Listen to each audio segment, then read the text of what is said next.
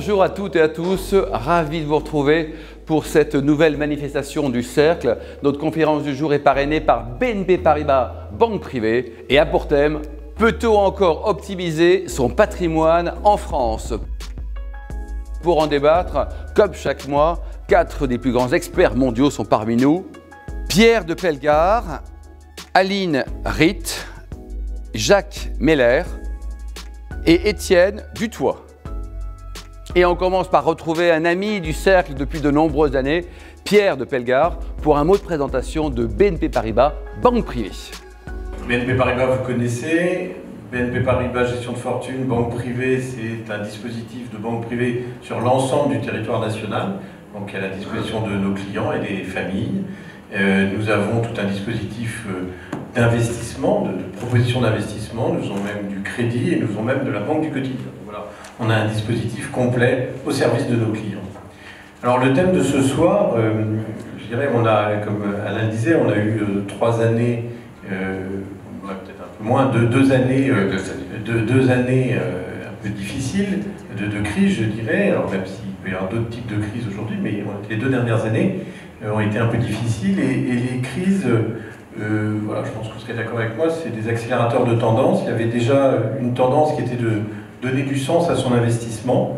Je crois que la crise a permis d'accélérer cette tendance de sens à l'investissement, et il se trouve qu'au niveau économique aujourd'hui, dans les banques, il y a beaucoup de dépôts, beaucoup de fonds euros, et un besoin de capitaliser les entreprises, un besoin d'aider les entreprises à se développer, une envie aussi dans le monde d'aujourd'hui d'aller vers le monde entrepreneurial.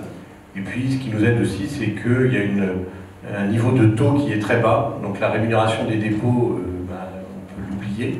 Donc tout ça est fait pour accélérer une tendance qui est d'orienter l'épargne de nos clients vers l'économie réelle. Et il y a des sommes importantes, sans dévoiler de grands secrets, mais en ce qui nous concerne, chez BNP Paribas Banque Privée Gestion de Fortune, on gère à peu près 46 milliards d'euros, il y a 7 milliards de dépôts. Donc il y a de quoi faire, on peut aider, et je ne parle pas du fonds euro qui doit être à peu près du même niveau. Donc, vous voyez, si on fait un petit effort d'aiguillage vers l'économie réelle, on a de quoi aider le développement économique et les entreprises, et l'investissement de nos clients. Certes, ça donne un petit peu plus de risques, mais il y a moyen d'aller vers une économie plus réelle. Et donc ce soir, je pense qu'on a voulu faire, Alain, et avec les personnes qui m'entourent, c'est vous montrer les différents moyens d'aller vers l'économie réelle. Alors on a des expériences de différents niveaux, mais je laisserai donc les experts en parler et vous donner leur façon de voir les choses pour amener cet argent vers l'économie réelle. Voilà en tout cas ce que l'on vous propose ce soir, Alain. Merci Pierre. Aline, ton périmètre au sein du groupe Wealth Management, tu fais quoi exactement? Bonsoir à tous. Donc moi je suis responsable de l'offre de private equity pour la clientèle privée, la grande clientèle privée au sein de gestion de fortune et des centres de banque privée chez BNP Paribas.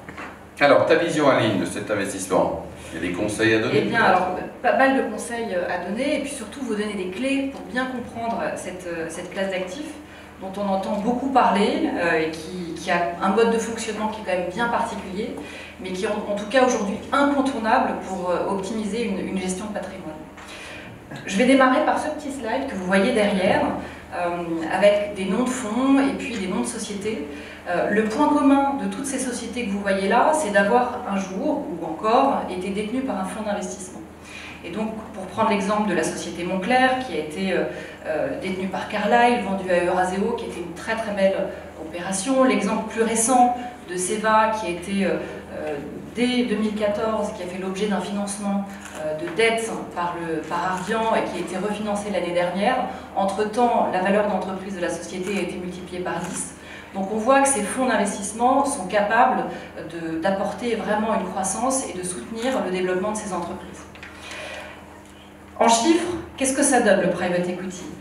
C'est plus de 7 000 milliards d'actifs sous gestion en actifs privés. Alors, vous avez à la fois tout ce qu'on appelle le private equity, j'y reviendrai plus tard, c'est tout ce qui est capital risque, capital développement et le capital transmission, donc le LBO, mais c'est aussi d'autres stratégies annexes telles que la dette privée, telles que les fonds d'infrastructure et toutes les autres stratégies qui sont corrélées à cette classe d'actifs.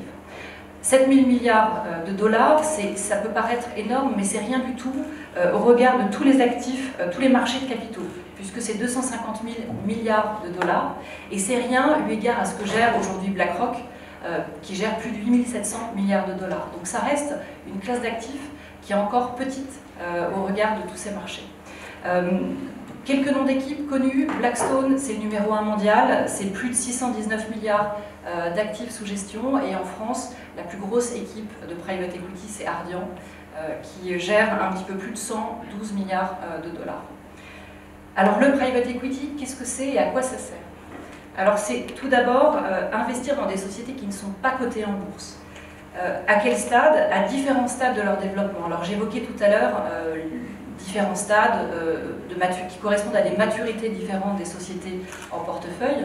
Le premier stade, c'est ce qu'on appelle le capital risque. Et je fais le lien avec ce que vous présentera Jacques après, qui est financer des sociétés qui sont en cours de développement, qui démarrent, qui pour certaines sont des petites entreprises en amorçage, ou qui correspondent à des industries novatrices, de haute technologie, pour lesquelles on a besoin de capitaux pour démarrer l'activité.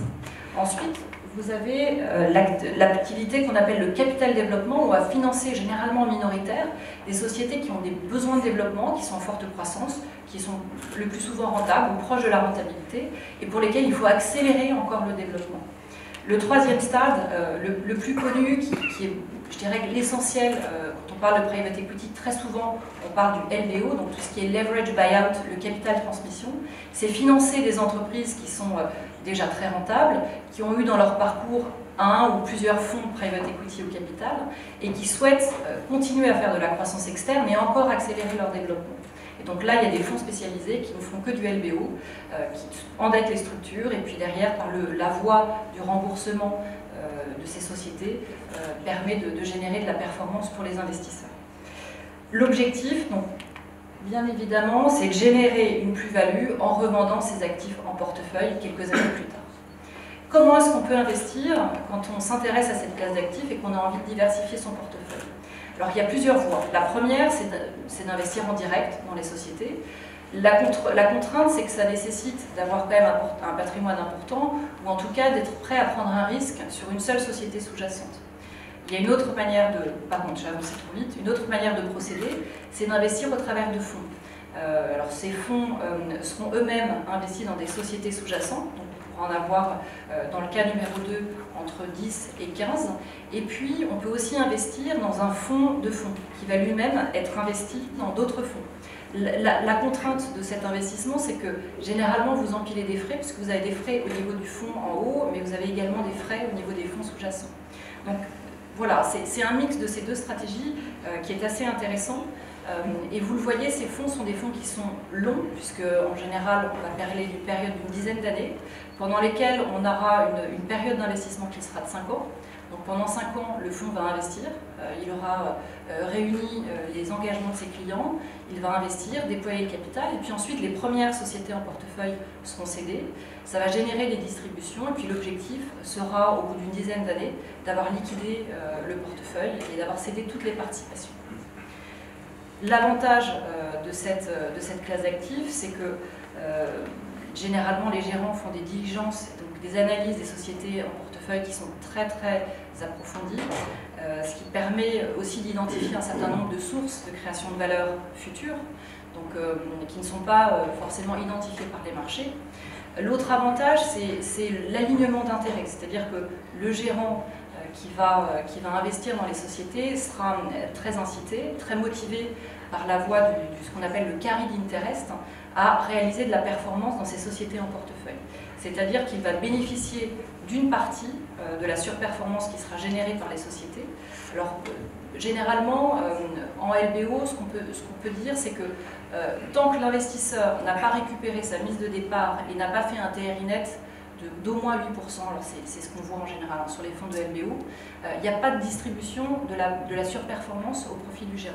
Et ensuite, cette distribution, une fois qu'on a passé les 8% de taux de rendement net, eh bien le gérant va toucher 20% de la surperformance qui sera générée.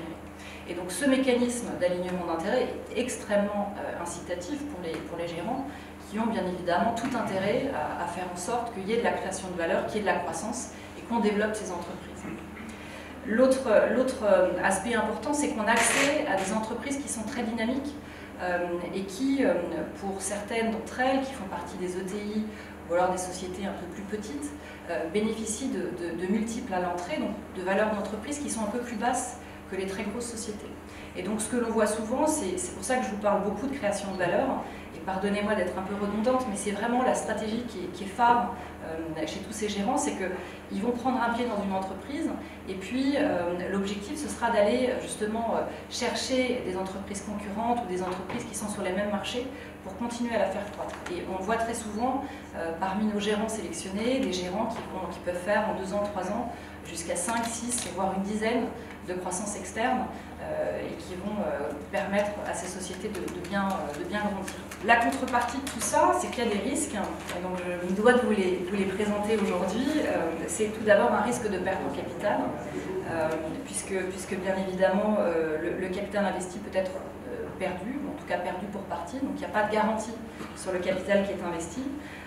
Et la valeur liquidative qui est calculée est une valeur, ce qu'on appelle une fair value, puisqu'en fait elle est calculée sur la base d'un certain nombre de méthodologies, mais tant que le deal à la fin n'est pas vendu, ça reste une valeur indicative dans les portefeuilles des fonds, qui sont généralement très prudents. Donc ça c'est aussi important de l'avoir à l'esprit. On a plutôt des gérants qui vont être extrêmement prudents et qui n'auront pas tendance à valoriser de manière extrême les sociétés en portefeuille. L'autre aspect à bien avoir à l'esprit, c'est qu'il n'y a pas de liquidité possible. C'est-à-dire qu'une fois qu'on a investi, la seule manière de récupérer sa mise de départ, c'est qu'il y ait des distributions dans le portefeuille et qu'il y ait des cessions. Donc ça aussi, il faut bien l'avoir à l'esprit. Il n'y a pas de liquidité possible dans ces fonds et on ne peut pas en sortir à tout moment.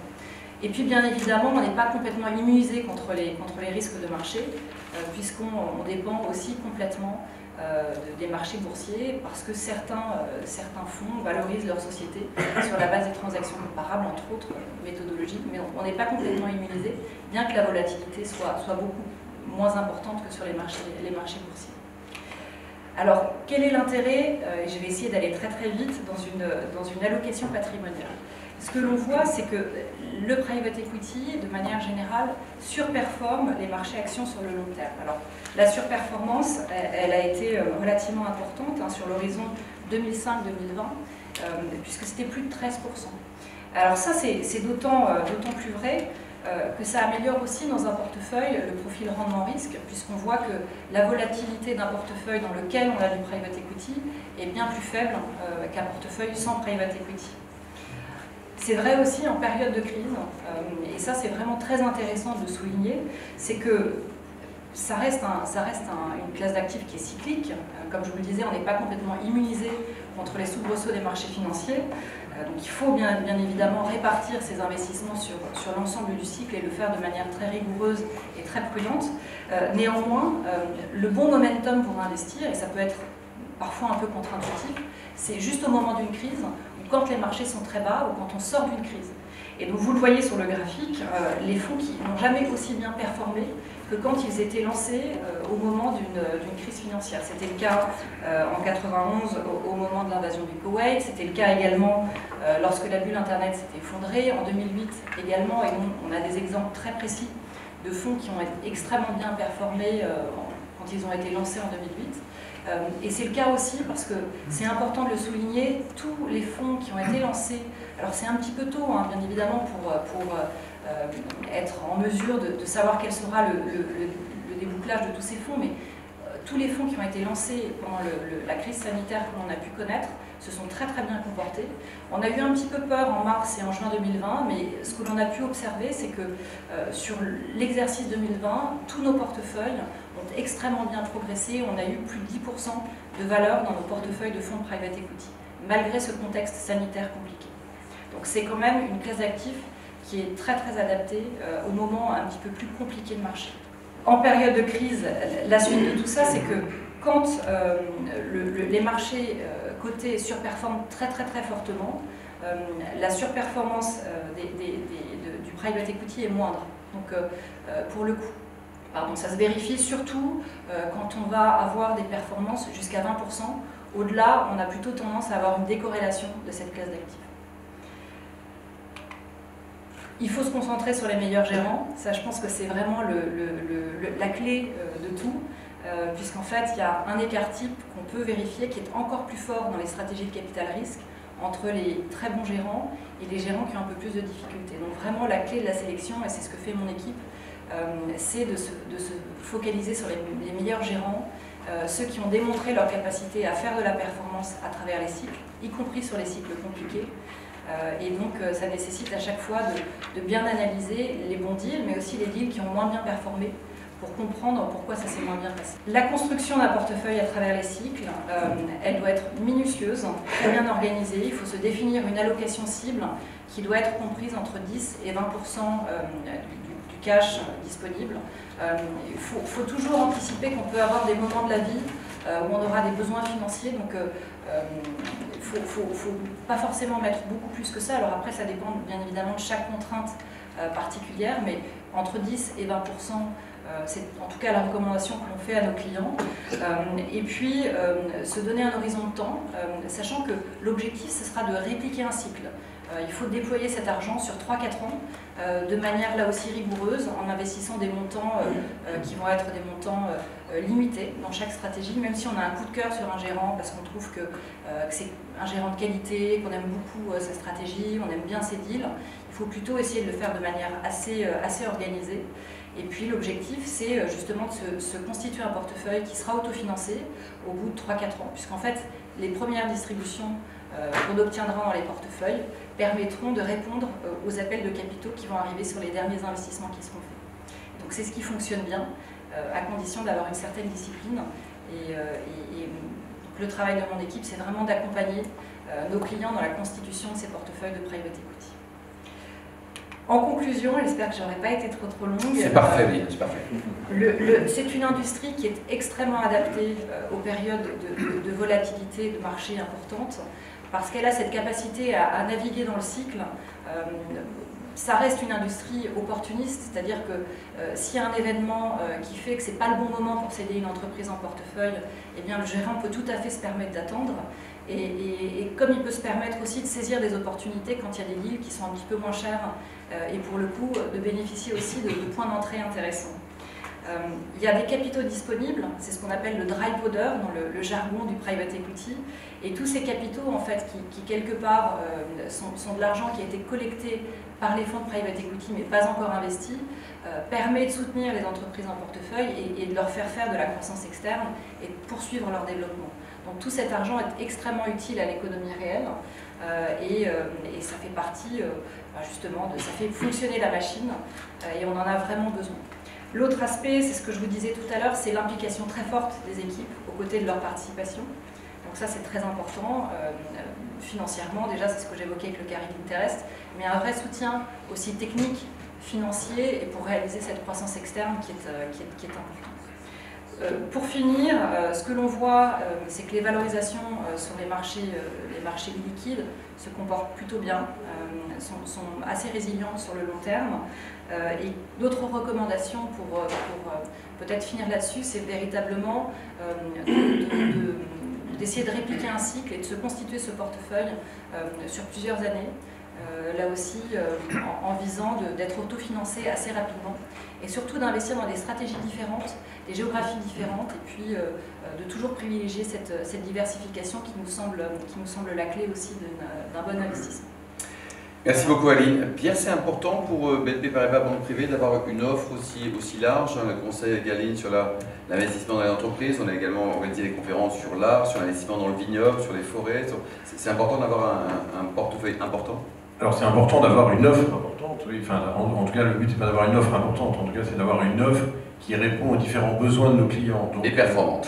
Et performante. Donc il y a des investissements, classiques, je dirais, traditionnels, et puis il y a aussi, comme tu l'as cité, des investissements passion. On va jusqu'aux investissements passion, c'est-à-dire qu'on a des conseillers sur l'art, on a des conseillers sur le foncier rural, les forêts, les vignobles, voilà. Donc on a une large palette, mais qui à chaque fois est amenée à nos clients en fonction de leurs besoins, en fonction de leurs envies, en fonction de leurs passions.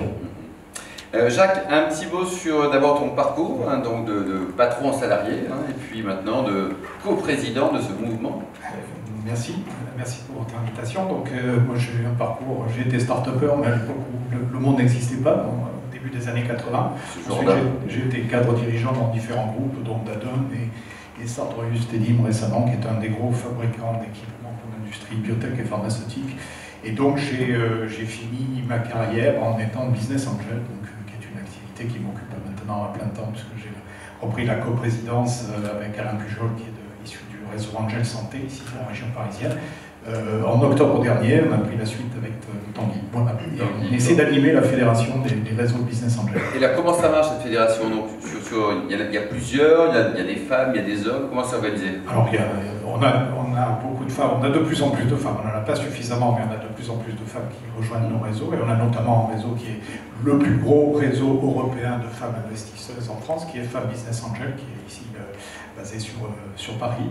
On a environ 5000 membres au travers de tous nos réseaux et 65 associations qui sont réparties sur toute la France. Alors, en général, vous investissez combien? C'est des tickets de combien? Pour savoir si ça... Sur la chaîne de financement, alors inutile de dire qu'on intervient très très en amont d'Aline, bien avant que les sociétés n'arrivent sous leur radar. Il faut évidemment détecter les entreprises à la source et c'est un peu notre travail. Juste après la création, donc là vous avez la représentation d'une chaîne de financement. Donc côté Aline et BNP, Private Equity, on est plutôt en haut à droite, hein, sur le capital développement et puis transmission, etc. Nous on revient très très en amont et on arrive juste après, les business angels arrivent juste après ce qu'on appelle le love money ou friends, full and family, c'est-à-dire les premiers qui investissent aux côtés du créateur d'entreprise, du fondateur. Et puis, à un moment donné, c'est pas suffisant et il faut ouvrir le capital. Alors, bien sûr, on a un certain nombre de structures aujourd'hui, publiques notamment, avec la BPI et d'autres structures qui financent tout ce qui est la recherche et développement, etc. La Deep Tech, on en parlera peut-être tout à l'heure. Voilà, donc, on intervient juste après quand il y a un prototype ou un produit qui existe. Et qu'il faut commencer de le commercialiser. Donc là, on fait appel le plus souvent au business angel. Donc là, nos tickets, ça varie par dossier. On couvre une zone qui est entre 100 000 et 1 million d'euros, aux côtés d'autres partenaires. Et puis ensuite, petit à petit, les fonds, ce qu'on appelle le capital risque, ou VC dans le langage technique, arrivent ensuite soit pour prendre le relais, nous racheter nos participations et puis porter l'entreprise à des stades ultérieurs de développement, soit pour nous accompagner encore pendant une étape ou deux. Alors là, chaque histoire est un cas particulier, puis évidemment on a quelques belles success stories qui, étant partie financée par des business angels, arrivent parmi les licornes. La plus célèbre récente, c'est Content Square, qui a passé le seuil des licornes il n'y a pas très longtemps. Voilà, donc c'est pour donner un petit peu l'idée de la chaîne d'intervention et le moment auquel on investit. Alors, inutile de dire que c'est la phase la plus risquée, c'est-à-dire que là, on a souvent un peu plus qu'un PowerPoint, l'entreprise est créée, on a un prototype, un pilote, mais tout reste à faire. Le business model, il est écrit sur le papier, éventuellement dans les tableaux Excel, et puis après, on croise les doigts en espérant que ça se passe bien, et ça ne se passe jamais comme c'est écrit dans les business plans. Donc finalement, le business angel, qu'est-ce qu'il apporte? D'abord, business angel, définition, c'est une personne physique qui donc généralement a gagné un petit peu d'argent et qui est prêt à le réinvestir et le mettre à risque.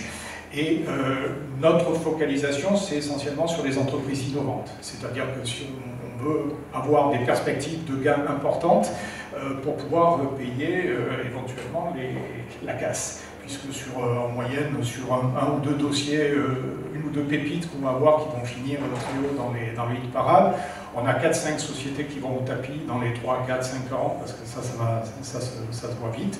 Et puis on a le reste qui vit plus ou moins bien, et sur lesquels se pose la question ensuite de liquidité et de rotation de la chaîne de financement. Donc entreprise innovante, et puis on apporte notre expérience, nos compétences, nos relations. Donc si vous voulez, merci, c'est les trois, on appelle ça les 3 C, donc on apporte du capital, on apporte nos compétences et nos contacts, notre carnet d'adresses. Donc, si vous voulez, on fait partie intégrante du projet de l'entreprise. Alors, même si on est toujours minoritaire, hein, ça ne nous trompons pas, nous sommes là pour être des investisseurs minoritaires. C'est le chef d'entreprise qui est patron chez lui, qui prend les décisions in fine, même si on l'accompagne dans des instances comme le comité stratégique ou le conseil d'administration.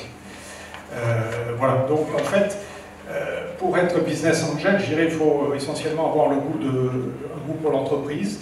C'est une façon d'être entrepreneur par procuration, puisqu'on fait partie de l'équipe. Hein. Il n'y a rien de tel que de mettre son argent dans l'entreprise pour s'y intéresser de plus près, voir comment ça marche et se préoccuper de la vie de l'entreprise.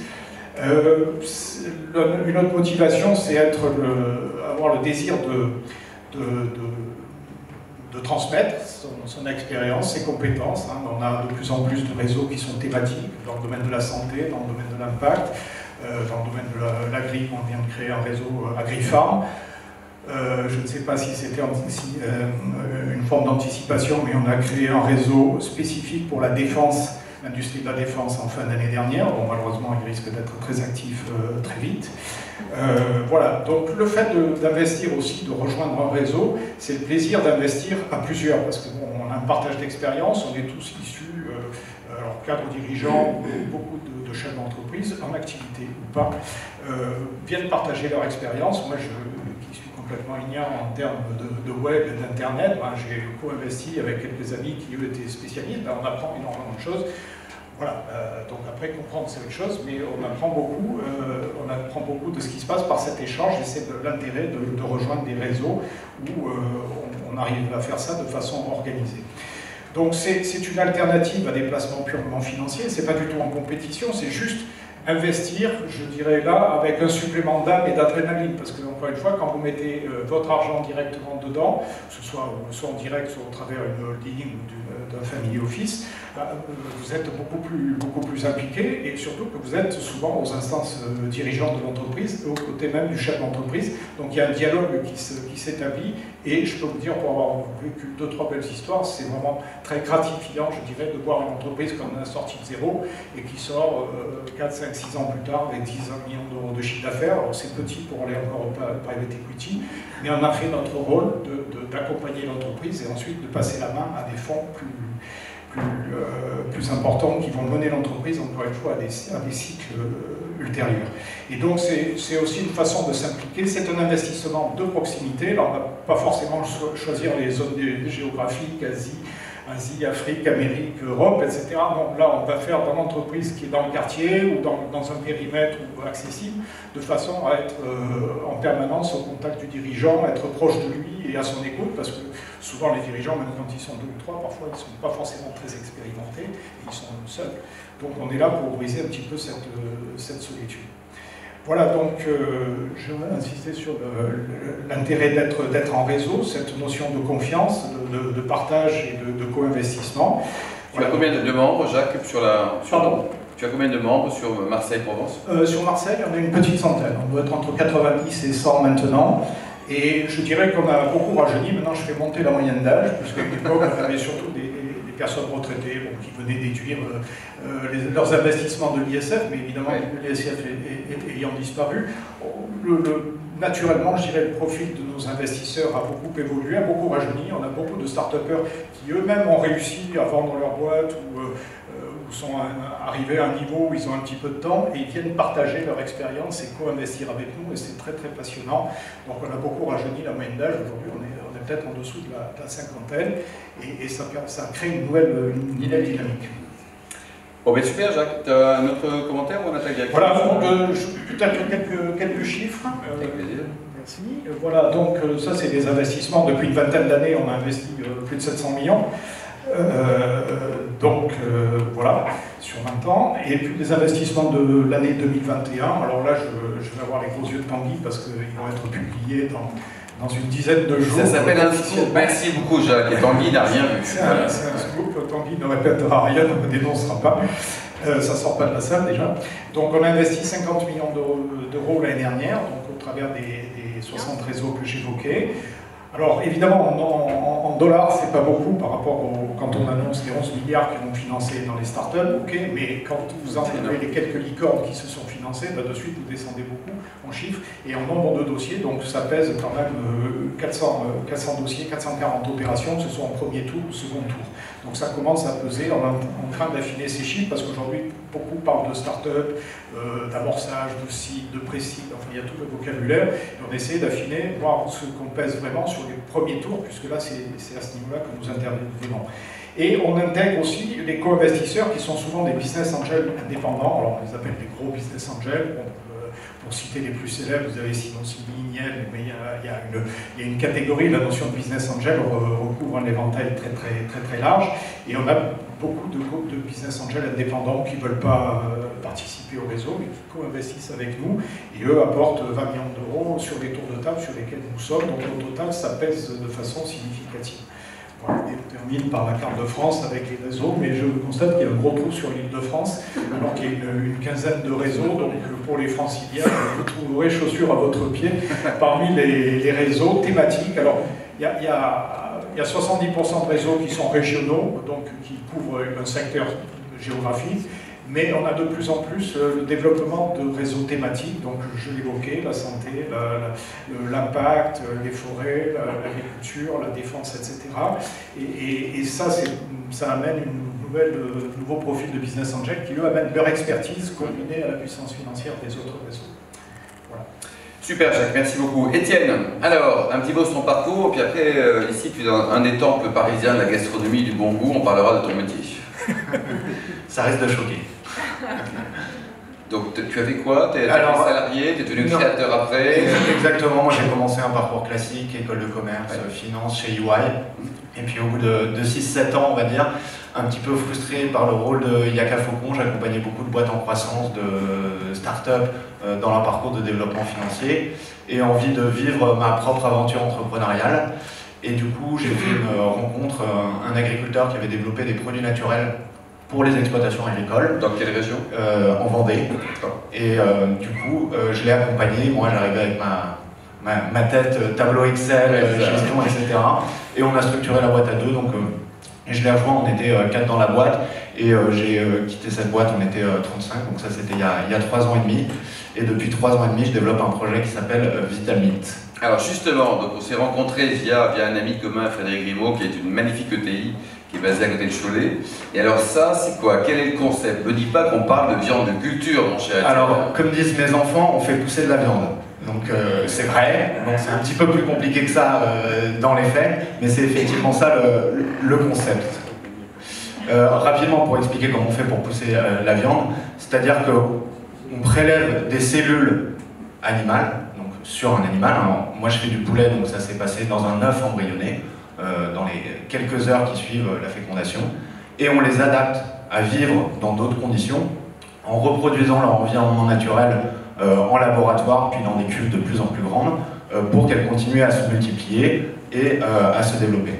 Alors évidemment, vous en avez peut-être entendu parler dans la presse, sous d'autres termes, viande de culture, agriculture cellulaire, et surtout en anglais cell-based meat ou culture meat.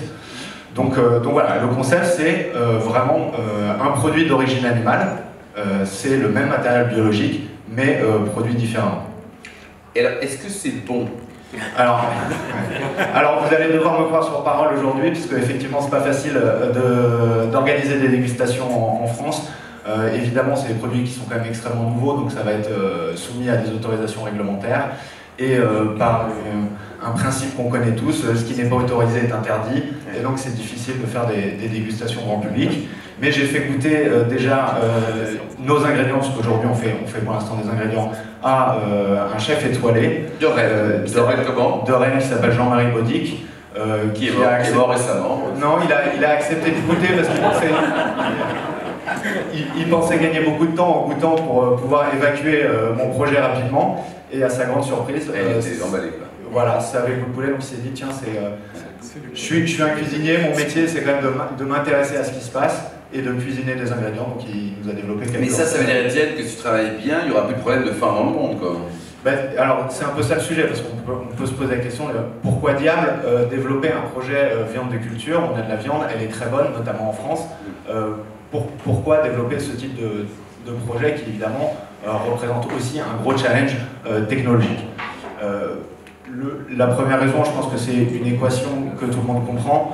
9 à 10 milliards d'habitants à horizon 2040-2050, hausse du niveau de vie, et je pense qu'il faut s'en réjouir, notamment dans les pays du Sud, et ben on s'attend à une explosion du besoin mondial en protéines animales.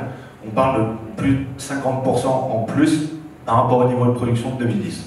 Donc la question évidemment derrière qu'on peut se poser, c'est est-ce que l'élevage conventionnel tel qu'on le pratique aujourd'hui peut répondre seul à cet accroissement, j'ai envie de dire, mathématique de la demande?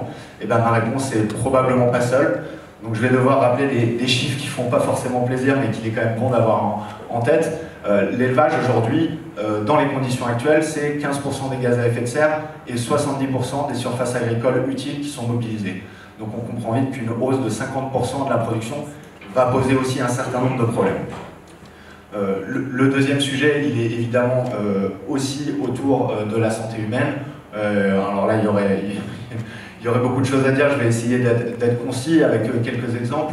Voilà, les bactéries antibiorésistantes se développent au contact des antibiotiques, 30 000 morts par an, les bactéries antibiorésistantes en Europe, et l'élevage est responsable de plus de 50% de la consommation des antibiotiques mondiaux, donc besoin de trouver des modes de production alternatifs pour se passer des antibiotiques.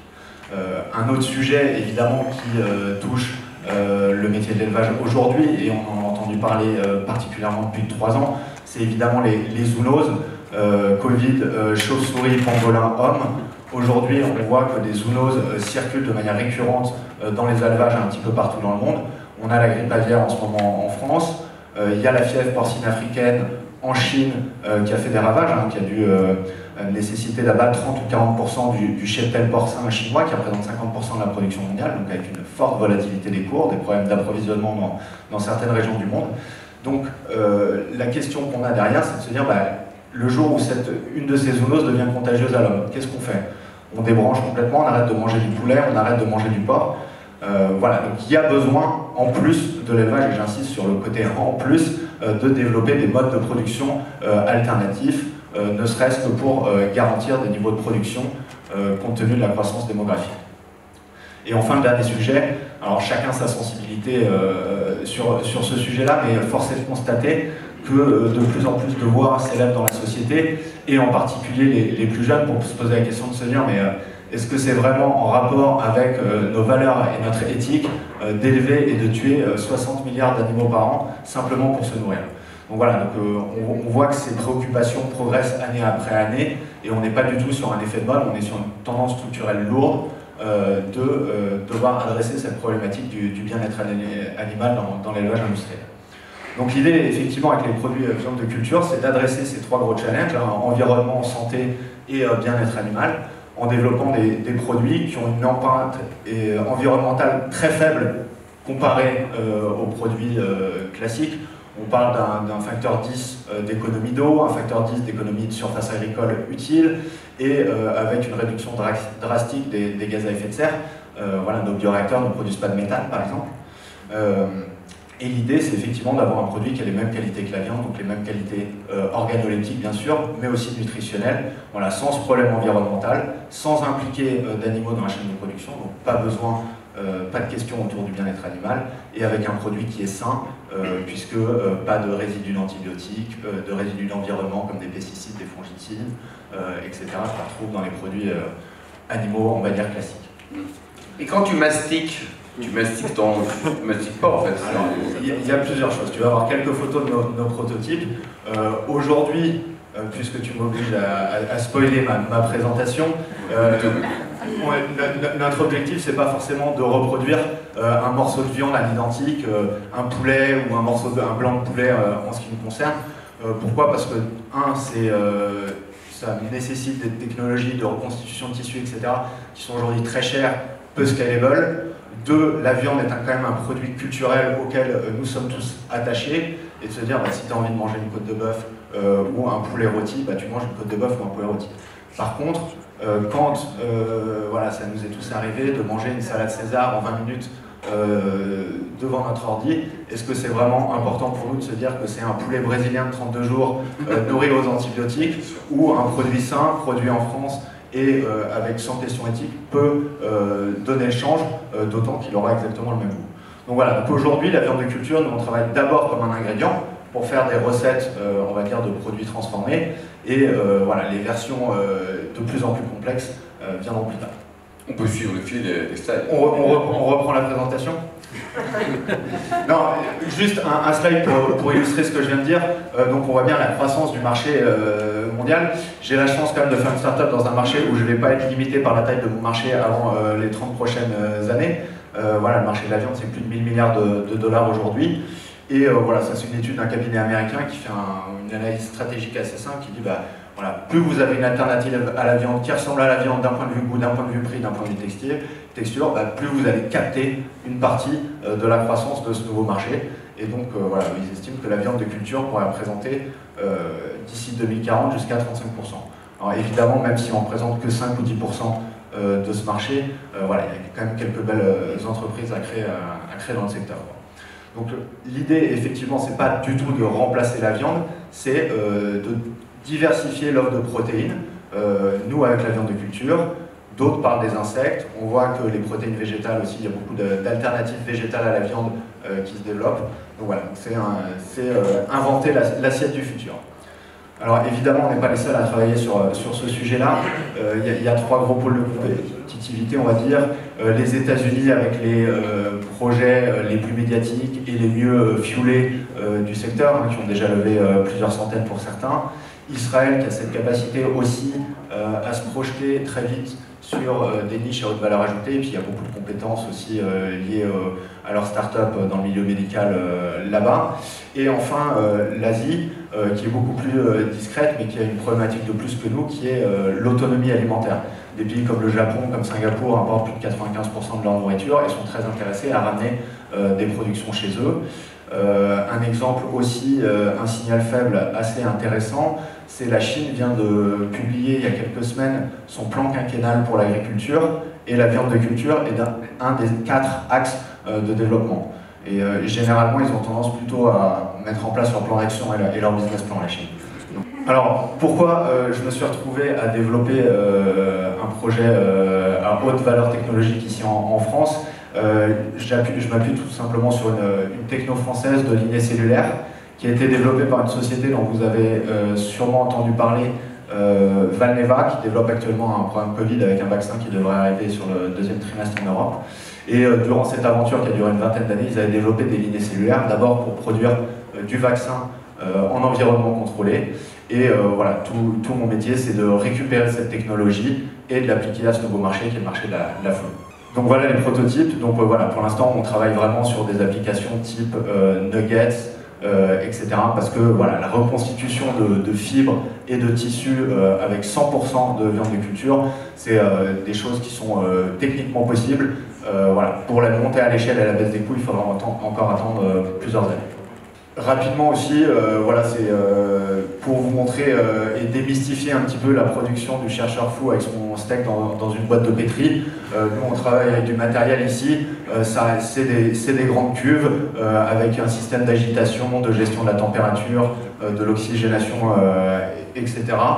Et donc, avec certes un petit peu plus de tuyauterie et un environnement sanitaire un peu plus fort, mais ça rappelle ce qu'on peut retrouver comme équipement dans une laiterie ou dans une brasserie à bière. Voilà pour ça, et rapidement sur les prochaines étapes, avant que vous puissiez trouver des produits viande cultivée dans vos assiettes, ou en tout cas dans vos supermarchés ou vos restaurants. Nous, on est en train de lever des fonds, alors on est pile dans l'étape intermédiaire entre les business angels et le private equity, donc on s'adresse plutôt à des VC, des VC spécialisés, notamment dans les protéines alternatives. Et voilà, donc on poursuit notre montée à l'échelle. Le pilote que je vous ai montré, il fait 2000 litres, on doit monter jusqu'à 10 000 litres. Et après, il va s'agir de faire des dossiers réglementaires pour l'Europe, pour les US et aussi pour l'Asie, parce que voilà, ces produits sont tellement nouveaux qu'ils nécessitent des autorisations. Et donc là, on s'engage dans un process qui va être assez long, minimum 2 ans. Et donc l'objectif, c'est d'avoir construit notre première usine pendant le temps de ce process pour avoir des produits disponibles d'ici quelques années. Ça sera encore des petits volumes par rapport au marché qu'on adresse, mais voilà, l'objectif c'est d'être sur le marché dans quelques années. Et d'un point de vue équation économique, Étienne, à aujourd'hui, ton kilo de viande de culture, on est à combien? Il faudrait tendre vers combien pour avoir un marché qui accepte? Alors, je ne vais pas faire signer d'accord de confidentialité à tout le monde, donc ça ne sera pas possible, mais l'objectif c'est dès le lancement d'avoir des produits finis qui soient compétitifs avec tout ce qui est premium en produits de protéines végétales, plant-based meat. Ça c'est pour le lancement côté consommateur. Exactement, et à très long terme, hein, enfin à très long terme quand je dis ça c'est à échéance 2030, l'idée c'est de converger avec les prix de la viande conventionnelle.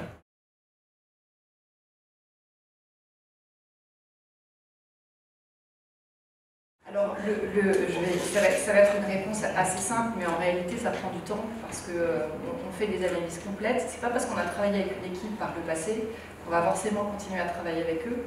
Donc, c'est premièrement regarder les performances qu'ils ont pu faire dans les cycles mauvais. Ça, c'est typiquement quelque chose qu'on aime bien faire, c'est les challenger, comme je vous le disais tout à l'heure, sur des deals qui sont un peu moins bien passés, comprendre pourquoi ça s'est moins bien passé, comment ils ont fait pour corriger ou pas, ou en tout cas pour prendre leurs pertes, si c'était le cas, à quel moment ils l'ont fait. Et ce qui fait que quelque part, on sera aussi un peu sélectif. On ne travaillera pas avec des équipes qui vont lever pour la première fois, alors même si elles sont pleines de bonne qualité, parce qu'un fonds c'est 10 ans, parfois un peu plus, et que par définition, quand c'est une équipe nouvellement constituée, on ne sait pas si les partenaires vont bien s'entendre d'ici 2, 3, 4 ans, il peut se passer plein de choses. Donc on a plutôt tendance à privilégier des équipes qui sont solidement implantées depuis longtemps et qui ont démontré depuis 10, 15, 20 ans qu'elles étaient capables de traverser les cycles de manière solide. Et on ne veut absolument pas prendre de risques pour nos clients, donc on aura plutôt tendance à être un peu trop sélectif. Mais c'est aussi ce qui fait qu'on n'a jamais perdu d'argent pour nos clients. On a sélectionné plus d'une quarantaine de fonds depuis plus de 20 ans. Et aucun n'a fait moins de 8% de TRI net. Donc, alors voilà, les performances passées, etc. Mais c'est vrai que cette sélectivité a été payante dans les portefeuilles de nos clients.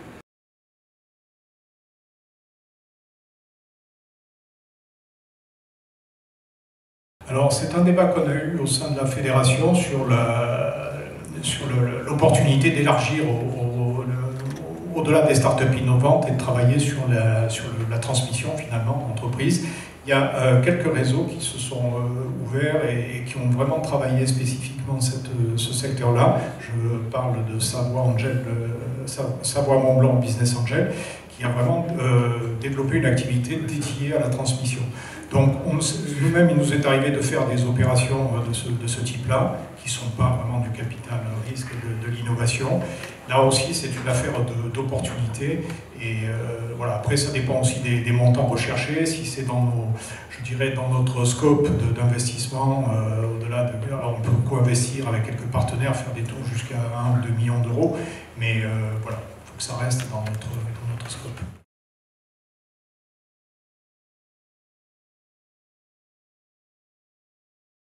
Mon ressenti, en tout cas, nous, je suis très content d'arriver à porter un projet Deep Tech en France qui est véritablement transformant, parce que voilà, on a vu les impacts de la tech dans d'autres secteurs d'activité, la mobilité, la téléphonie, etc., etc. Donc ça a complètement transformé nos vies. La tech va arriver, et c'est une certitude, dans nos assiettes, et ça va aussi transformer nos vies, et ça va transformer nos entreprises, parce que voilà, l'agroalimentaire et le secteur agricole, c'est, on va dire, des zones d'excellence de la France. Donc voilà, donc envie de convaincre les investisseurs qu'on peut investir en France, qu'on peut porter ce type de projet en France, et voilà, pour pas qu'on rate le train comme on a pu le faire pour les réseaux sociaux, pour l'intelligence artificielle et pour d'autres sujets comme ça. Militaire, tout ça. Aline, synthèse et conclusion, les idées forces à retenir sur cette belle thématique. Synthèse et conclusion, l'économie réelle, il n'y a que ça de vrai. Voilà. Non, c'est vrai, aujourd'hui c'est incontournable dans une diversification patrimoniale. Et donc, que ce soit, ce qui était intéressant, parce que c'est finalement de voir toutes ces étapes dans l'évolution des entreprises, du capital risque à la structure de capital développement. Donc il y a vraiment de la place pour tout le monde. Et ce qui est très important, c'est que ça fait du sens dans les patrimoines de nos clients, investisseurs, financièrement, économiquement. Et donc, moi, je pense que c'est quelque chose qui doit continuer à croître. Et d'ailleurs, on le voit dans cette classe d'actifs, il y a plus de 12% de croissance par an. Donc, certes, elle est petite à l'échelle de tous ces marchés privés, mais il y a vraiment de la place pour ces investissements et aujourd'hui c'est vraiment, comme je vous le disais, quelque chose d'incontournable.